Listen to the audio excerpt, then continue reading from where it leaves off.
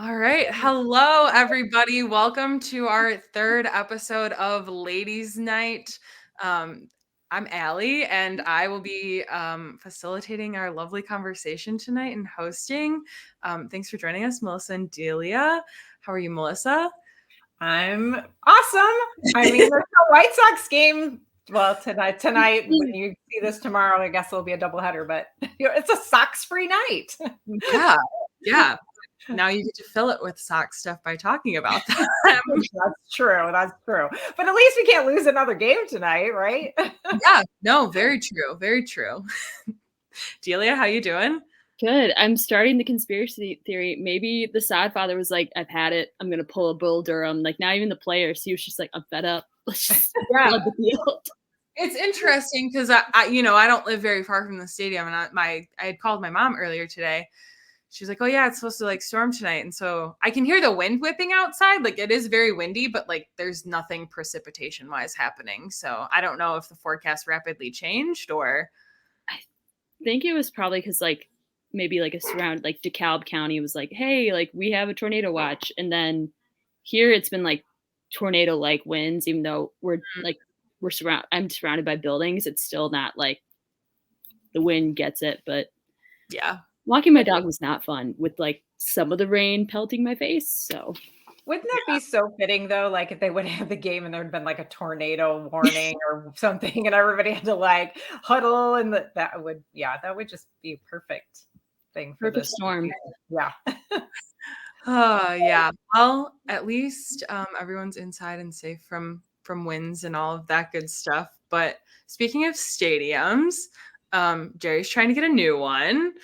And about a week ago, the good old tweet was shared with us that said Senate President Don Harmon told state business leaders earlier this morning that he made it clear to Jerry that there is no appetite for the state to fund a new stadium with taxpayer dollars. So that was our first piece of like on baseball related news or team specific news, I would say. But I think, we can kind of tie in both that topic of conversation and the other Jerry related news that came out yesterday. NBC Sports Chicago's contract is expiring. There is a chance that it gets extended for 6 months so that we can make it through to the end of the season, but it's looking like White Sox baseball and Blackhawks and Bulls are potentially moving to a new multi-platform called Stadium, which, surprise, Jerry took majority ownership of that last winter. So, lots of Jerry-related news. One kind of not in Jerry's favor, but looking like another might be. So, Melissa, you got thoughts on either, both? Well, after that kind of statement was made about, the politicians not really supporting, I was like, started to look a little bit more and then read this week the Crane article, I think it's from last week, where they came together and they were talking, the Bears and Sox were talking to Chicago folks and brought up the idea of, so there's currently the amusement tax, I guess. It's 9%. Like, we go to games or any type of entertainment that happens in the city, this 9% tax. It doesn't go to anything related to the sports, but it just goes to the city in general for like kind of the general fund. And so I guess Jerry proposal was like, hey, so how about we take that tax from our income, like on our tickets, and we could put that towards the new stadium. And they were like, yeah, like keep coming with your creative ideas, but that's a hard no. Like, I mean, and then it also said that, the Bears have committed $2 billion in private funding and the White Sox have committed $0. I don't know. To me, it's just so egotistical of him to like come up with these goofy ideas and to not even be ponying up like, hey, we've secured this much in investor funds. To me, it speaks loudly of like how he just, I don't know, expects things to be given to him on like a silver platter. And why? Because he won one World Series. Like, yeah, that's great. I'm very grateful for that, because there's a lot of teams that don't even have that. But it just seems to me that he's just so out of touch with the reality that this is just not going to happen. Like, people just we're just not buying it this time. So. Yeah, I think, one of the things that was talked about in the Southside Sox Slack was just the fact that I think like the Bears are competing with the Sox now for like this new stadium conversation. And, whether or not Jerry's been thinking about this for a long time, like the Bears conversation obviously started a whole heck of a lot sooner. And I think like there's just more of an appetite to get a better stadium that is not Soldier Field or, something better for the Bears. And so I think it makes sense. It also just pleases me that Jerry just thinks he can go to the state and say, oh, hey, give us this thing. And finally someone told Jerry no, and to kind of shove it. So that pleases me just a little bit. I can't get over the fact that he like had the gall to go, yeah, like the Bears have 200 or whatever money like allocated. Like, this is we're investing in this. We're going to think about a new stadium, whether it's here, whether it's, improving Soldier Field, whether it's making it not Soldier Field. The fact that he went to the state and was like, yeah, we have $0. Like, $0. That's great. Pay us, like, give us a stadium. And I'm like, there's nothing wrong. I mean, besides the lines, besides the baseball product, like the product on the field, besides everything about, I mean, you couldn't ask for a better location in terms of getting from the red line, walking, like, it's ideal for that. But I'm like, are you serious? Like, what are you doing? Why are you like this? And then I'm like, that goes into a whole other spiral. But it's just Jerry. Yeah. Yeah. And considering he bought the team for so cheap when he did, and now it's worth, 10 times. I don't even know what the multiplier would be, but it's definitely worth multiple times what he paid for it. And to not say like, I'm willing to put forth some money, I think is just the audacity. Yeah. Well, and I think, like you said, I mean, the state's telling him no and Chicago's telling him no. Like, so I don't know. I mean, it's pretty clear to me where the line is being drawn, and unless they do come up with some significant funding and some really creative things that aren't going to cost really anybody money, which is not going to happen. It's not going to happen. So. Yeah. Which at that point, then maybe just sell the team and find someone that will actually invest money to build a stadium. Right. But to your point, Delia, too, I mean, I think like there is nothing wrong with guaranteed rate field, but it is something to consider that it is, from what I remember looking at, one of the older stadiums actually in MLB. And so I do see where the argument comes that maybe it's time to start thinking about a new stadium, especially given that the lease on, the current stadium is up in 2029, I believe. So I do get that. I personally have just issue with talking of moving it, to the South Loop, given how long we've been in Bridgeport, but that's, going down a different path of like actually moving the field. So I think it'll be interesting to see how things play out. I don't know. Jerry might live forever, but I think that's also like a point of conversation, right? Like he's having these conversations now, but how much more time does he have to really like engage in these conversations where like I don't know. I don't even know if that's a thing, but that's just where my head goes, right? Like my head goes there too, because I'm like, is it morbid to think about that? Like, I'm not I won't celebrate. I'll be like, okay, you held us hostage for like 30 plus years. I'm not going to celebrate it. I'm just going to go, how long? Because yeah. I mean, plenty of people live to be 100, but I'm like, I don't want this man, not him. And then sign it away. Just sign the team away. Yeah. Sign both teams. Yeah. Yeah. And what a fool us too it would be, because we've always heard like, when his time does come, like his kids are going to sell the team, and they're like, we've decided we're actually not going to sell the team. Like, I don't know.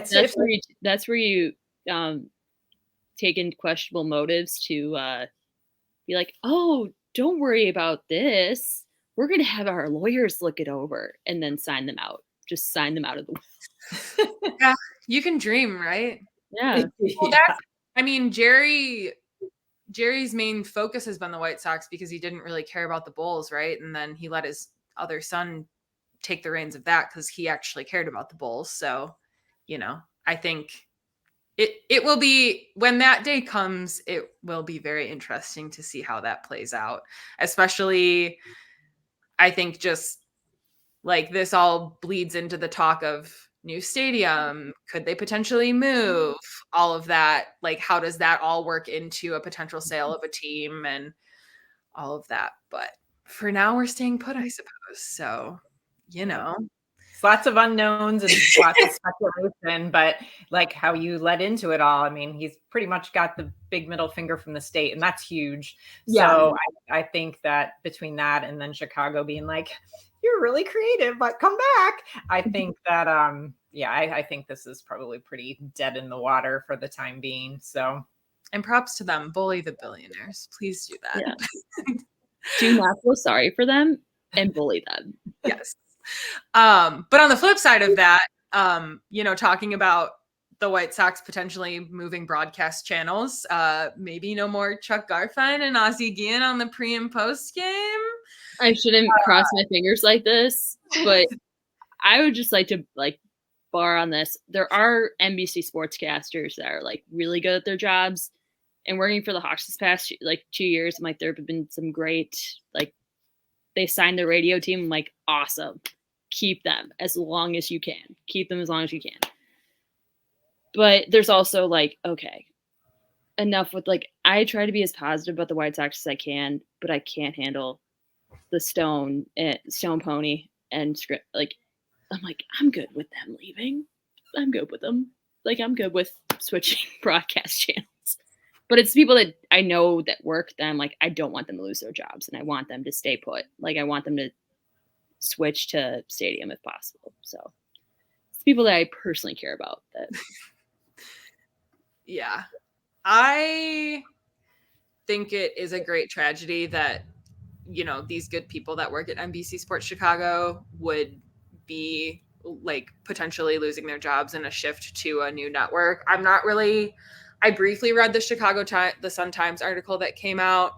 Really, it focused on, I feel like, more so who operates it and the fact that Jerry took majority stake last year, which is just more money in his pocket. And I feel like more control over kind of the narrative that's being told, because I think the unique thing about NBC Sports Chicago and these broadcasts is that they're technically a separate entity. And so they're not really necessarily dictated by a team to say exactly,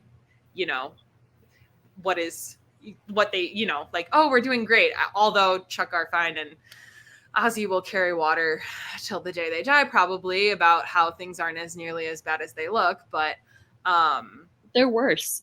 Yeah, 100%. But, I think I just am weary of someone who owns a team also owning the broadcast, and, how much control are they taking of the narrative that they're now spreading to, but also in the same breath, if I do recall, the Bulls and the White Sox have a majority share of NBC Sports Chicago right now, right? They all hold 25%, and therefore Bulls Sox would be half. I don't know if either of you are familiar with that. I will look that up right now. Yeah. That I'm not familiar with. Or it's revenue sharing. It's one of the two. I know that there's some type of... So there's some stake in the game. Yeah. Not quite as significant as Jerry owning. Yeah, exactly. Melissa, what are I'm sure you have lovely thoughts on all of this. Yeah, so I have this super soft spot for both Chuck and Ozzy, just because like literally Chuck's my age. I think he's like a year older than me or something. So we have like the whole like same White Sox experience, like as kids growing up and watch the same teams and same players. So a lot of times when he's talking about things, you know, in the past and stuff, I'm just like, oh, like it's very nostalgic for me. And then the same with Ozzy. I mean, when I was like growing up, like Ozzy was on the team, you know, as a young player. And so when I think about Ozzy, I try to like think about that and you know, him bringing the World Series and all of that. And I try as much as I can to like put away the icky stuff. So I do have soft spots for both of them. And you hate to see anybody lose their jobs. And so I guess, yeah, I'm more concerned kind of like what you were saying, Allie, is Reinsdorf having more control than he already has over everything. It's like, how much control does one person need? And then also, I think it was kind of brought up in our Slack too, or the last couple of days about like the whole RSN issue. That's kind of like a dying thing. Like, so are we going to leave NBC Sports behind and then it's going to this whole new thing and this is going to implode? Like, just kind of how this season is going. Like, I just see that as like another like potential disaster. Like, how many disasters do we need? Come on, let's try to control the fires here. So yeah. Yeah. Oh, sorry. Go ahead, Delia. No, I think I have a similar opinion to like, I understand why Cubs fans booed the Ricketts when they announced Marquee Network. I think I thought Marquee Network was a bad idea. And then I'm like, okay, they're actually showing like broadcasting women's sports. Like they're broadcasting like the Sky at some points and Iowa women's basketball games. Like that I can admire, I can respect. But at the same time, it's like, okay, but I don't like people losing their jobs. I do have a soft spot for Ozzy. He was in my family, like my Christmas card one year. Like we love that man. He's very dear to our family. But on the flip side, it's like, why? Like, why are we changing it? It's, again, like Melissa said, it's going to implode. Like, they're going to black out games when you're in Chicago and they're playing in Chicago. Or, like, there's going to be little things that are just, it makes you roll your eyes a little bit, but you're also like, well, why don't just bring the people from NBC, like make sure they have job security, like the writers or like the staff, like the people that are actually trying to make this sound good, like doing their best. Like I'd rather have the people that move networks and keep their job or like keep a different job than everyone getting left behind, I guess. Yeah. And, you know, speaking of Marquee, like my mom is a Cubs fan. And so like we had to make sure we had the right TV provider so that they had Marquee when it rolled out. And I think that's the other piece of this too. Like what subscription am I going to need? What channels am I going to need to make sure, like what provider am I going to need to make sure I'm having? And like, it's going to be another money grab, which being White Sox fans, everything just feels like either a money grab to fans or a way to save money as an organization and just continue to be crappier. And so that's the other part of it that I'm just like, can we not do that? But yeah, pause. Because my mom has Dish, and like it was a couple years ago, and Dish cut out NBC Sports Chicago. So like she's not a big fan anyway, but like she's just like, yeah, I can't even get White Sox games anymore. And like she was locked into like Dish, you know, for whatever length of time, and it's not like she could change it. So yeah, it just seems like another layer of complication that it really, at this point of where the franchise is at, do we need another layer of complication? Like, no, we don't. The answer is no. Yep. And then MLB Network isn't the app having a subscription. You're not going to be able to watch the games because you'll be blacked out. So you're just going to be in a dead zone, and you know, all for growing the game though, right? Because that's what we want to do, but we're not going to let fans have access to games. So that, you know, always makes sense. Always. I respect like Commissioner like Manfred pre-announcing his retirement, like so people start making like a calendar, like okay, 5 more days, like 5 more years. Power move on his part. I wish more people did it, because then more people would celebrate. Yeah, no, for sure. Yeah. The next 5 years of baseball, especially on the south side of Chicago, are sure to be intriguing. That's for sure. Intriguing is a word, Allie. Intriguing is a word. Being nice. Like, why is this a wet t-shirt contest in the middle of June? Why do I see everything? Yeah. Yeah. Uniforms. I'm like, there are kids here. Yeah. No, for sure. All right. I am going to pause and remember to take a break really quick before we dive into some baseball actually specific team stuff. So yeah, this is our pause. Okay, we're back. The team is stinky poo-poo, to put it politely. As of this recording, Tuesday, April 16th game was postponed. The White Sox are 2-14. Yes, you heard that correctly.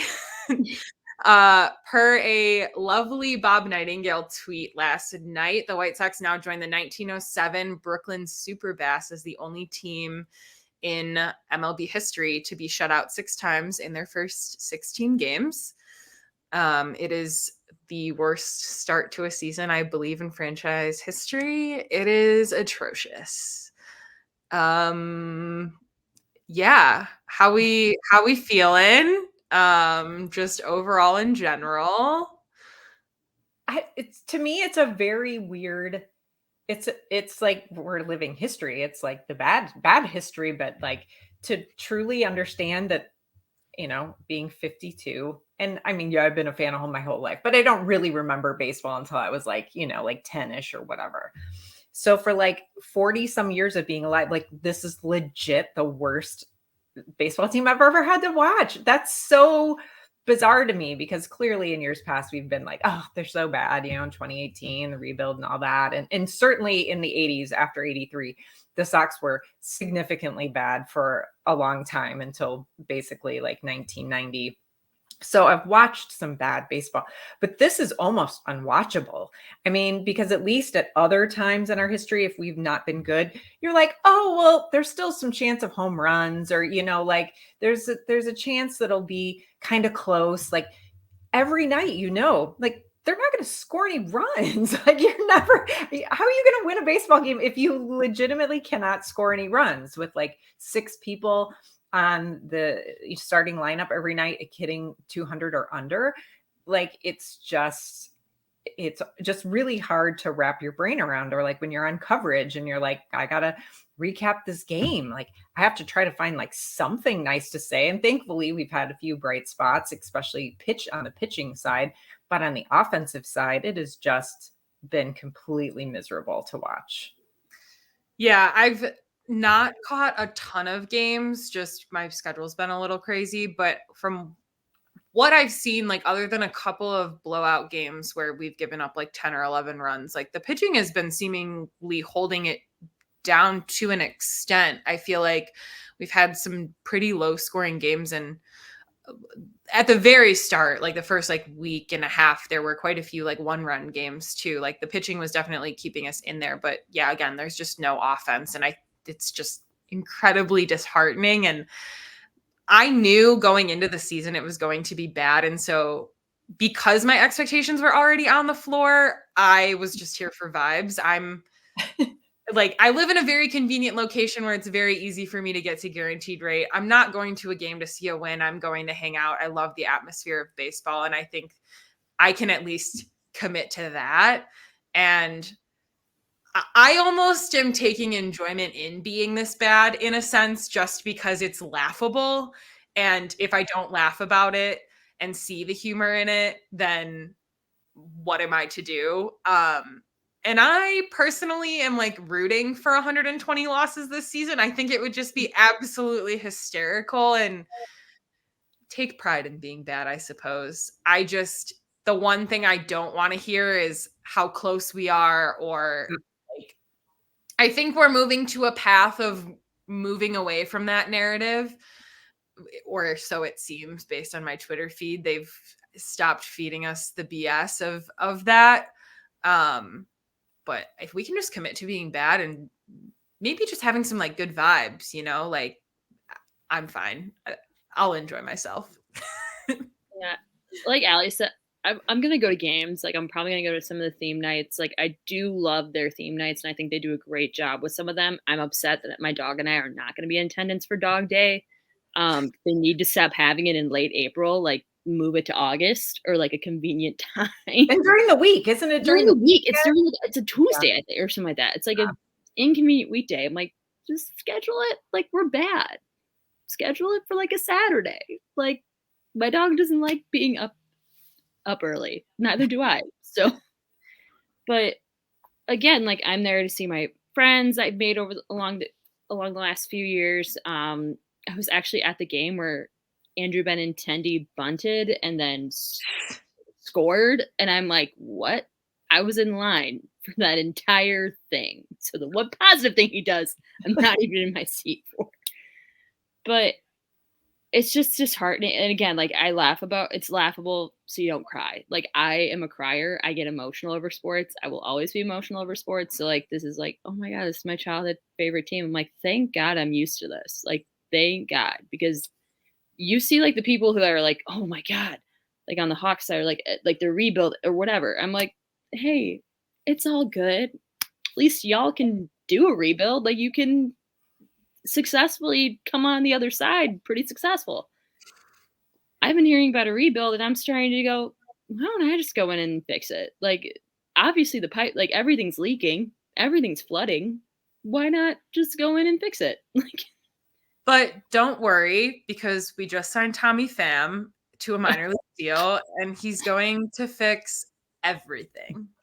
He's going to be the influence we need in the clubhouse. He is 2 negatives equal someone getting stabbed in a parking lot, and it's not going to be Tommy Pham this time. Yeah. So according to Ken Rosenthal, the complete deal is a minor league deal in which he'll earn $3 million in the majors with $1.5 million of incentives, but he must be added to the roster by April 25th, or he can request his release and he'll receive $500,000 if he's traded, which is just, to me, a very odd deal. I feel like that's bending over backwards for a veteran that historically does not bring good vibes to a clubhouse and isn't very good. But Allie, actually, with his like lifetime slash line of 259, 351, 435, and 786, he would be like the best guy on the team. Which is so sad. But I mean, he will be. He's the clubhouse guy, top of the rock. Like, Pham is good with the bat. Like, this is our leadoff hitter. I personally feel like Jerry has a list at his desk of people that he wanted to get but could never get, and he's just slowly checking them off. Like Mike, Mike Moustakas, now Tommy Pham, Grady Sizemore. Grady Sizemore. You want Grady Sizemore? Martin Maldonado. Just all of these like random veterans who like.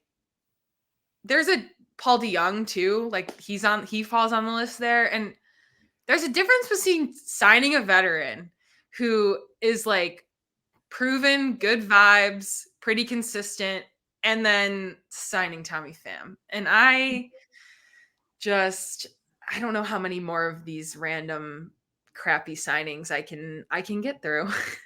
Well, and like this is what is confusing to me. I guess like I would feel a lot better about this season if I had a direction, if there was like a clear, like, okay, this is the direction we were going. Because like I think you mentioned earlier, Allie, it was like, oh, we're going to compete. Clearly that is not a direction that we're going in now. But like, what is our direction? Because we've got all these young guys that we acquired through trades and such that we're on the pitching side that we're bringing up and we're shooting them off left and right. And, we're going with Nastrini, and tomorrow Cannon's going to make his debut. And then you've got on the offensive side, they're signing the Tommy Phams and Robbie Grossman and Paul DeYoung. And you're like, so we're speeding up all these pitchers, or maybe they're ready. And maybe I just don't know what I'm talking about, but it seems like we're putting out all these young pitchers, and then we don't do anything with the young hitters, and we have all these veteran old people. I just don't I have no sense of direction whatsoever. My brain just doesn't, I can't wrap around it. Yeah, but then, you call up Oscar Colas for a singular game and then send him directly back down and waste an option. Yes. So, yeah, I think I saw a tweet earlier that I shared with the group that apparently our farm system power rankings, somehow, some way, someone put us at third. I don't think that's true. I also will be honest that I'm a little ignorant to what's happening in the farm system. I hear like Nick Nastrini, Colson Montgomery, like names thrown here and there, but I'm not like intimately familiar with what's happening down there. I mean, given our track record of how we've developed players over the course of the last 5 to 10 years, I don't really have any faith that like that's going to happen. But I feel like if we're going to be bad, you might as well stop signing these washed up players that have no value and take the players that are on these minor league deals, because once they come up to the majors, I believe their salary is only $750,000. Like, if you don't sign Tommy Pham, you're saving even more money by just letting these young guys get some experience at the major league level, or moving some guys up from Charlotte and letting some, people from AA move up to AAA and get some of that experience. Now, I also am not familiar with timelines of development and all of that. So maybe that's, the concern is like this group isn't ready yet, but I also don't see a benefit of doing it the way that we're doing it. There is no benefit. It's just, it's giving players time to do what? Earn a paycheck, like get another year of served time so that you can put money towards your pension, which, like, in that case, good for you. I'm not faulting any of these players for wanting to get these deals. Like, I also want to get paid, like I'm faulting the front office for making these signings and just making us look silly. So, because it's not even likable dudes. That's the other thing. Like, if you're going to do that, like bring in people who are people, at least be like, oh yeah, like I liked them when they were good. Yeah, Brian Goodwin back. Like bring Brian Goodwin back. My mom is like, oh my God, bring back, who was the one with the lovely smile? He had the beautiful smile. I'm like, Billy Hamilton. Billy Hamilton had the nice smile. Couldn't hit bat, but he at least had a good vibe. And like Brian Goodwin, like both good vibes. Because it's like, we don't want good vibes for some reason. No. I mean, like, I'm not going to shade Paul like, he seemed really passionate about science. I'm like, if that is your side, like passion, like you're really passionate about NASA, that's actually the best interest you could have. The bar is so low that if your thing that you love is NASA and like space and solar eclipse, power to you. That's probably the best hobby you could have besides, like, I don't know, being terrible. Yeah.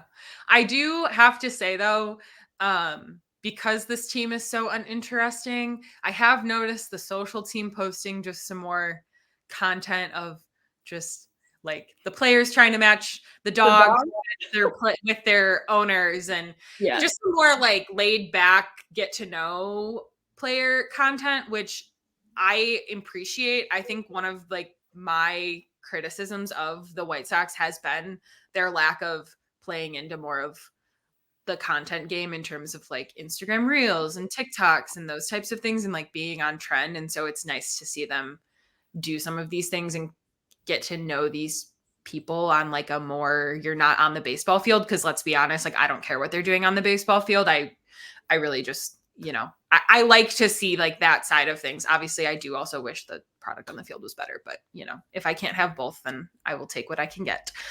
Like, I do want to know like about someone's dog. Like, I want to know like, oh, Eric Fetty, I want to know everything about your Bernese Mountain Dog, because that's why you still have light in your eyes. Because like I called him out and he didn't respond, right? I didn't like add him. I didn't know who's. I'm like, I don't know who this man is, but he's got like the man in the blue like North Face. He still has light and joy in his eyes, and that's going to be beaten out of him. Like, that's going to be taken away. And then I found out, oh, he goes home to a Bernese Mountain Dog. There's no way he's not like happy all the time. Yeah. it's nice to think about they have someone to go. They have a dog that go like no matter what mood you're in, your dog is always happy to see you. And if I was like in a terrible situation with the baseball team, like at least my dog's happy to see me. Like that's where it boils down to. So that's where I'm like, oh, that's cute dog. Like I take back half the mean things I said about you because your dog. You have cute dogs. Like you got me with the dog. Oh, it's a rescue? Like, dang it. I take back the other half. You take what you can get, right? Yeah.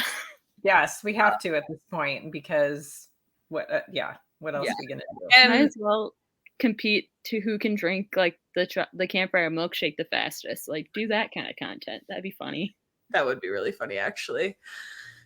But yeah, I think, one of the things we touched on earlier and just pulling us back to that, Melissa, what you said about the pitching, like I have been pleasantly surprised actually by some of the younger pitching, and Nick Nastrini last night made his MLB debut, and personally, I would call it a success. He went 5 innings, gave up 2 runs, walked 2, and struck out 5. I would consider that a great success actually for an MLB debut.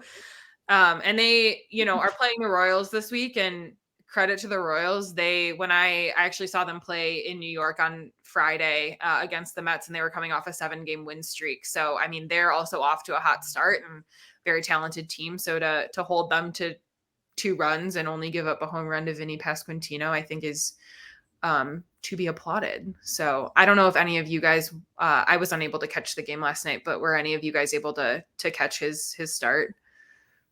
Yes, I'm a nerd. Sage and I were watching it.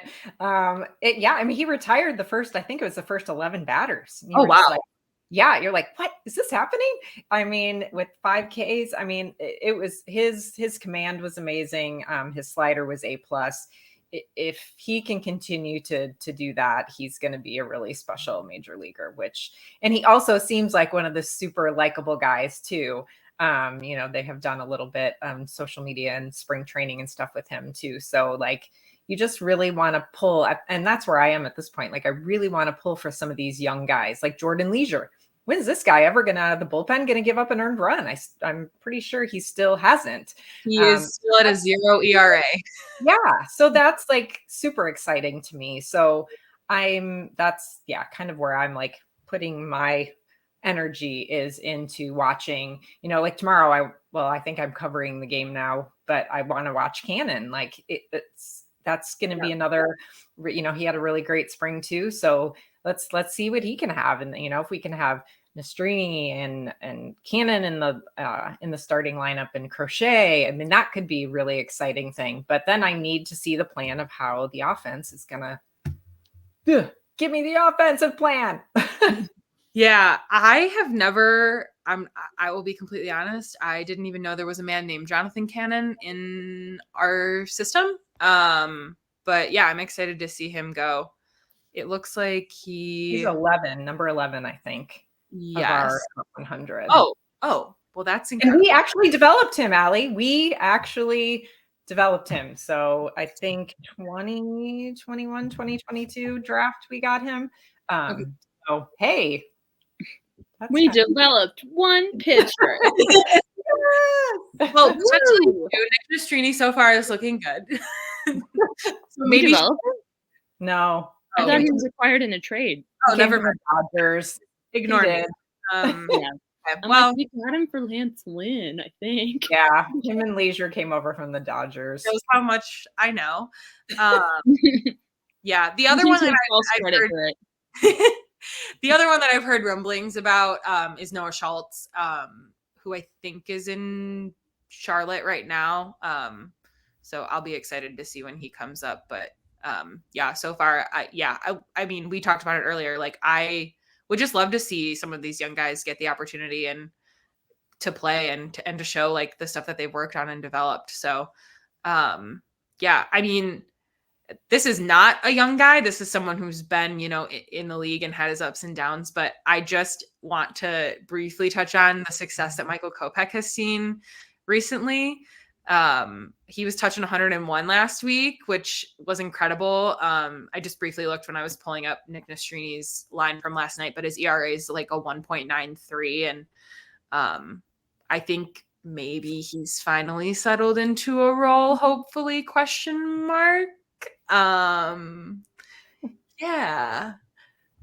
I mean, I'm heavily biased. I'm always going to root for a kid that openly talks about his mental health struggles. And I think like it's a great thing to see with professional athletes when they're open about like, hey, like I had to take some time off to take care of myself. Like it wasn't an injury. I was taking care of my brain. So in a way, it's like an injury. And I'm always going to have a soft spot for him. Like I'm always going to be like critical, but also like rein it in. Like he should have been a bullpen guy. Like they shouldn't have like, there were times where I'm like, okay, like he could really be great at starting. And then like there have been downs, like where he gave up 10 runs and won it. Like I hold my breath when I watch him in relief. I go, okay, don't do it. No. Like I was watching the Braves game or when they were playing the Braves and I was just like, okay, it's like Acuna Jr. It's like all of these guys that are really good and have power bats. And okay, you walk the bases loaded. That's fine. That's okay. There's still 2 outs. Like I go, it's going to be fine. We're going to be fine. So it, like, it keeps you on your toes, and I can appreciate that about a pitcher. Like, yeah. I feel like there's been consistency so far in what his role has looked like. And I think that is where he's going to find success when he knows what to expect. And also coming into a clean inning, because I know how he struggled with control before. And I feel watching him coming into a clean inning where the runners on whatever bases aren't your response, like, coming into a game, personally, just speaking from experience, like playing softball, when you come into a game where someone else put runners on base, there's an incredible amount of pressure on you to now get out of that situation that like you didn't even create. And so I can only imagine that mindset on that level and coming into a clean inning and just knowing that like you are in full control of what happens is probably a breath of fresh air for him.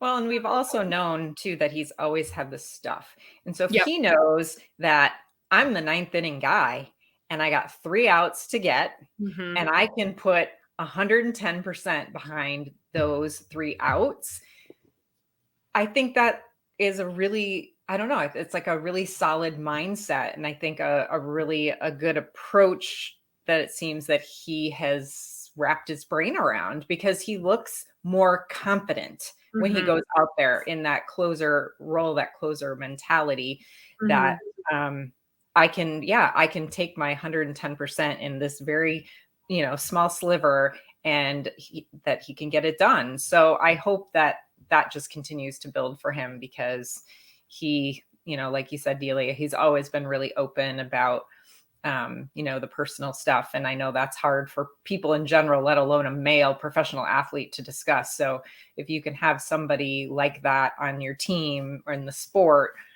showing, hey, I struggled and these are the things I had to overcome, but once I found my spot, man, I nailed it. And you can too. That's really encouraging for people.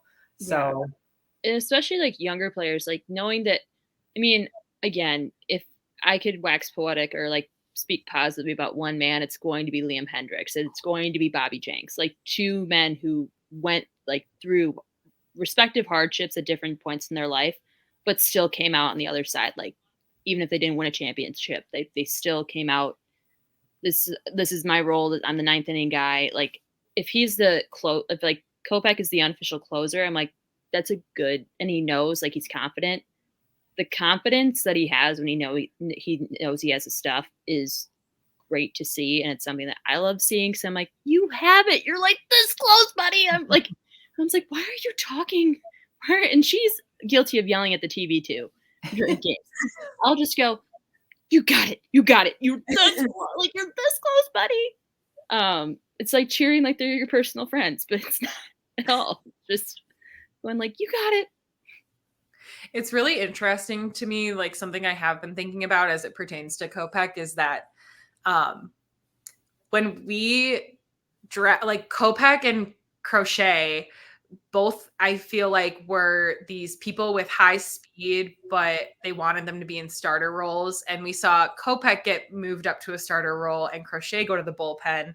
And now they've flip-flopped roles this season, which I just find incredibly interesting. And Crochet seems to be taking the number one starter like role in stride. And other than his start the other night, so far, like, things have been good, and he'll start later this week, I believe. So, just it's interesting to hear the front office talk about these plans for these people, and then obviously nothing goes according to plan, and so now we're in this situation. But pitching, I guess, if we're gonna celebrate any specific win for this team, I guess we can highlight the semi-decent pitching, which has not always been the case. No. So, but does that? So I was starting to kind of think about that today as I was making notes about what we were going to talk about, and I was like thinking about Nastrini last night. But does that eventually wear on you? So you are a pitcher, you're doing well, you go out there and you're focusing on your stuff and what you can control. But at some point, is it like, oh my gosh, like I am never going to be able to get a win because this team can't put any runs behind me. So at like some point, I mean, I don't know. I was a dancer. I didn't do sports. I cheered for everybody, whatever. But so I don't know. Like, does that ever get in their head at some point after, like, I mean, this grind of like, it's April, here we are. Ugh. My gosh, and September rolls around and these guys have been going out and giving it their all, and we have 25 wins. Does that sneak into the mental part of their game? I don't know. I honestly, oh, sorry, Allie. No, go ahead. If I'm a pitcher, I'm going in there, I'm dressing up as Matt Foley, and I'm just breaking shit. I am going to be the head case in that scenario. Like, not the head case, but like, I will be so livid if like I did my job. You do yours. Like, do your job. The thing you get paid money for. Like, hit a single. Run RBIs. All I ask is that I get one win. Like, yeah. I do think to an extent, though, like, your point, Melissa, makes me think incredibly of Jose Quintana and how he was just this absolutely incredible pitcher, and the team arguably was like pretty decent during his time with the White Sox, but yet every single time Quintana started, there was no run support behind him. And so his record never reflected actually like how well he was playing on the field. And so I think, like, at some point you're going to get worn down, right? But it's like, okay, so in this vacuum, like, the team is doing well, but you're just not playing well every fifth day, apparently. Like, you can't hit well every fifth day, but we're in a situation now where every day they can't hit well and runs are hard to come by. And so I don't know, like that would be like a really interesting thing to, I think, sit down and actually talk to a player about. Cause I think for me personally, like, I get frustrated after some time, especially if I'm doing the job that I'm getting paid to go do. But at the same time, I can't control what these other players are doing. And so what does it serve you, I guess, to get mad at a group of people that like aren't necessarily like that are really struggling? And, do you get tired of it, or do you kind of start to feel bad that they're having this much struggle that they're not able to put the piece, you know what I mean? So I know it's such a weird dynamic to think about, because I mean, that's really where this could end up. This could end up a season where we've got like a significant amount of all-star pitchers and this really horrible offense, and we do win 22 games or whatever. I think we're on pace for like 20 and 142 pace or something like that. But I don't know how you separate those things.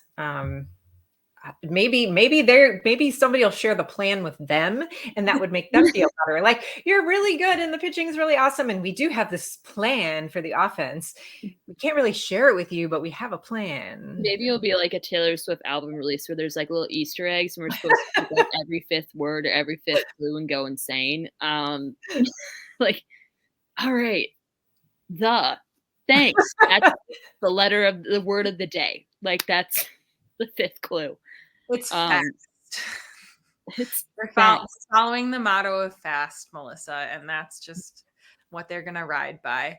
I do wonder though if it's one of those cases where like you have to like they all know what's happening, right? Like they're very aware of just how bad things are. There's no, I think, walking around the situation, and at some point like you have to recognize that within the clubhouse, and at some point I do feel like you just have to celebrate the wins as they come, like individual victories. If you're not celebrating team victories very often, then where can you pull from personal victories just to give a little bit of morale, because it is April 16th.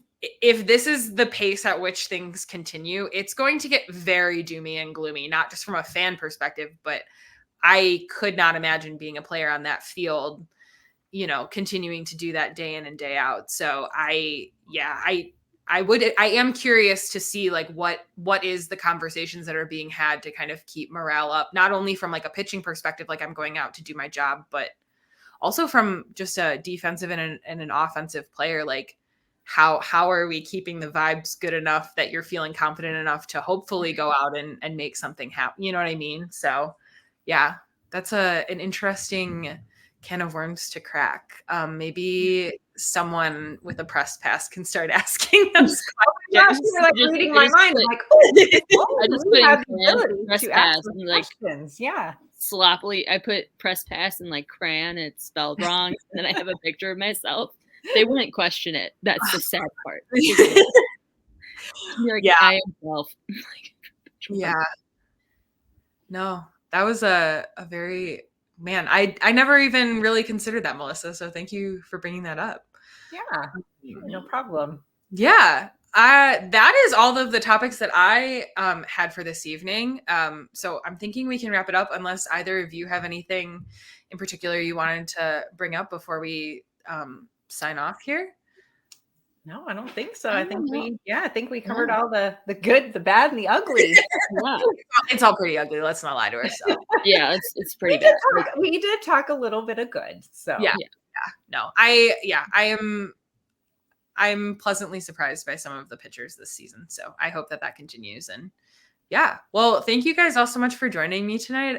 Super glad to be here and back. I know I missed last episode, so I'm glad to be back chatting with you guys. And yeah, I think we'll be back in next month, right, Melissa? Yeah. Sometime in May. Hopefully things are maybe a little bit better. Probably maybe not. Maybe it'll be crazy. Like maybe they'll go on like a little win streak and like nothing hurts and everything's okay. Like it would be nice to dream to bring that back around. Yeah. Well, our last ladies' night podcast, we actually was during a win. So maybe you just stare and shock at the screen. We'll bring some more wins with us. I don't know. Yeah.